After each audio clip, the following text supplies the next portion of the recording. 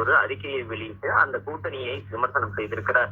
ஏற்கனவே பாஜகவும் திமுகவும் மறைமுக கூட்டணியில் இருக்கிறார்கள் என்று விஜய் விமர்சித்து வந்தார். இந்த நிலையில் தற்போது அதிமுக பாஜக கூட்டணியையும் விமர்சனம் செய்திருக்கிறார். அவர் தற்போது மக்கள் விரோத மறைமுக கூட்டு கணக்குகளுக்கும் மக்களால் நிறைவேற்றப்பட்ட நேரடி நிர்பந்த கூட்டு கணக்குகளுக்கும் தமிழக மக்கள் 2026 சட்டமன்ற தேர்தலில் தகுந்த பாடம் புகுத்தி விரட்டி அடித்து தூக்கி எறிய போவது உறுதி என்று தெரிவித்திருக்கிறார். அது மட்டும் இல்லாமல் திமுகவை மறைமுக கூட்டாளியாக ஏற்கனவே தயார் செய்துவிட்ட நிலையில் தன்னுடைய பழைய பங்காளியான அஇஅதிமுகவை பகிரங்க கூட்டாளியாக பாஜக மீண்டும் கைப்பிடித்துள்ளது ஒன்றும் மிகப்பெரிய ஆச்சரியமில்லை என்று தெரிவித்திருக்கிறார். திமுக மற்றும் பாஜக கூட்டணி என்பது 2026 சட்டமன்ற அதன் காரணமா என்ன இப்ப சொல்றாருன்னா இப்ப அதிமுக எதிர்க்க வேண்டிய ஒரு அவசியம் வந்துருச்சு அவருக்கு. முதல்ல நீங்க களத்துக்கு வாங்க. வீட்டுல உட்காந்துட்டு தினமும் அறிக்கை விட்டுட்டு இருந்தா அரசியல் பண்ண முடியாது.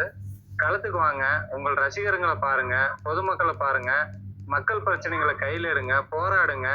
முதல்ல நீங்க உங்களை ஒரு தலைவனா நிரூபிங்க. அதுக்கப்புறம் கருத்து சொல்லுங்க. களத்துக்கு வரணும். களத்துக்கு வராம எங்கேயோ உட்காந்துட்டு அடுத்தவங்களை விமர்சனம் பண்ணக்கூடாது. ஃபர்ஸ்ட் கல அரசியலுக்கு வரட்டும். அந்த சினிமால டப்பிங் எழுதி தந்துட்டு பேசுற மாதிரி டெய்லி அதான் ஒண்ணு பேசிட்டு இருக்கிறது அரசியலுக்கு ஒத்து வராது. இப்ப பிஜேபியோட ஏடிஎம்கே சேர்ந்துருச்சு அப்படிங்கறதுனால இவர் ஏடிஎம்கே சேர்ந்துருச்சு, மறைமுகமா டிஎம்கே இருக்குது, இவங்க எல்லாம் ஒன்னா இருக்காங்க, அப்ப நான் தான் எதிர்கட்சி அப்படின்னு சொல்ற மாதிரி இவர் நினைச்சிட்டு இருக்காரு. விஜய் கட்சி ஆரம்பிச்சதுல இருந்து எல்லா அரசியல் கட்சியும் விமர்சனம் பண்ணிக்கிட்டு தான் இருக்கிறாரு. இதுல அதிமுக பத்தி அதிகமா பேசாம தான் இருந்தாரு. இப்ப அதிமுகவும் அமித்ஷாவும் ஒன்னா கூட்டணி வச்சுட்டாங்கன்னு நினைச்சிட்டு இப்படி தற்கூரித்தனமான ஒரு அரசியல் விமர்சனத்தை பண்ணிருக்கிறாரு. அவர் கவர் பண்ணிக்கிறாரு. 6% கட்டேன். அவர் உள்ள வந்துட்டாருன்னா நிச்சயமா 6% கவராது. அப்படி இல்லாம சும்மா இருந்துட்டு சொன்னா எப்படி ஜெயிக்க முடியும்? பாரதிய ஜனதா கட்சியுடன் அனைத்து இந்திய அளவில் கூட்டணி வைத்த கட்சிகள் அனைத்தும் காணாமல் போய்விட்டன. பல மாநிலங்களில் அதுதான் நிலைமை. அதிமுக அவர்கள்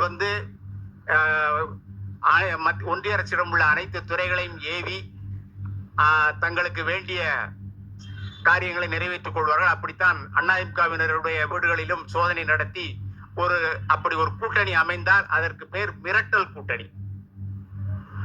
அந்த கூட்டணி வெற்றி பெறாது. கடந்த சட்டமன்ற தேர்தலில் 2 கட்சிகளும் கூட்டணியோடு தான் போட்டி போட்டார்கள், தோல்வி அடைந்தார்கள். நாடாளுமன்ற தேர்தலில் தனித்தனியாக நின்றார்கள், அப்பொழுதும் தோல்விதான். வரப்போகின்ற தேர்தலிலும் அது கூட்டணி அமைத்தாலும் அது அவர்கள் ஒருங்கிணைந்து செயல்பட முடியாது. ஏனென்றால் அது மிரட்டல் கூட்டணி என்று ஏற்கனவே சொன்னேன். எனவே அதில் வெற்றி பெற வாய்ப்பில்லை. போட்டி 2வது இடத்திற்குத்தான் இவர்கள் பாஜக அதிமுக கூட்டணியா இருந்தாலும் சரி, அல்லது தனித்து அதிமுக பாஜக விஜய் எல்லாரும் தனித்து நின்றாலும் கூட அது 2ஆம் இடத்திற்கு தான் போட்டி. விஜய்க்கு இளைஞர்கள் வாக்குகள் கிடைக்கும். அது ஒரு 10 லட்சத்திலிருந்து 25 லட்சம் வாக்குகள் கிடைக்க வாய்ப்பு இருக்கிறது. இந்த பாதிப்பு